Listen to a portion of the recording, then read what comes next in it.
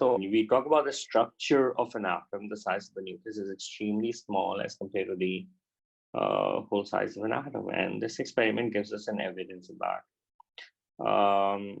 But before that, what you need to understand is that if you would bombard a beam of alpha particle, which is a helium nucleus, towards a gold nucleus, so of course they carry both positive charges, and that will cause repulsion of to an alpha particle, and hence the change in its path. The amount of change in its path would depend upon how close an alpha particle got to the nucleus. So if it's a head-on, so it'll just rebound in the same direction.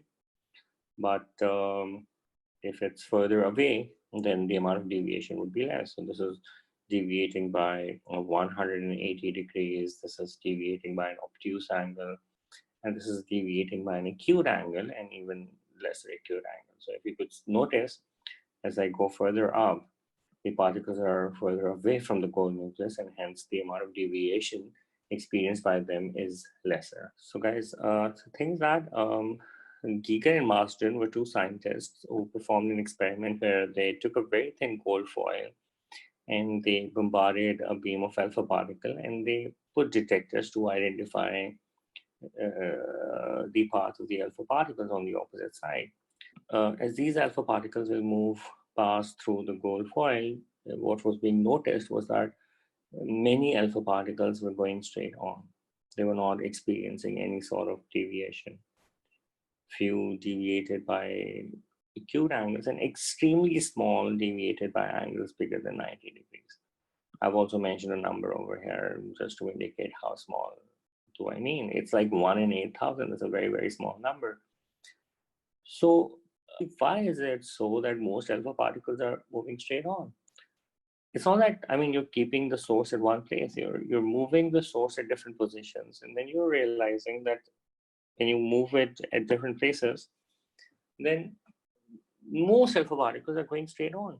So if most alpha particles are going straight on, so that means they are not getting deviated. If they're not getting deviated, means they're not getting close to the gold nucleus. So if it's a gold foil and they're not getting close to the gold nucleus, so that means that they're passing through empty spaces. So that means that within the gold foil, there are lots and lots of empty spaces between the gold nuclei. And hence that indicates that the size of the nucleus is extremely small, and there are large empty spaces surrounding those nuclei. So that was the conclusion of this Geiger and Marsden experiment. So deviations of alpha particle means that they are experiencing repulsion, and hence, of course, the nucleus are positively charged. But the size of the deviation, or the number of the deviations, would be telling you that the size of the nucleus is extremely small as compared to the whole size of an atom.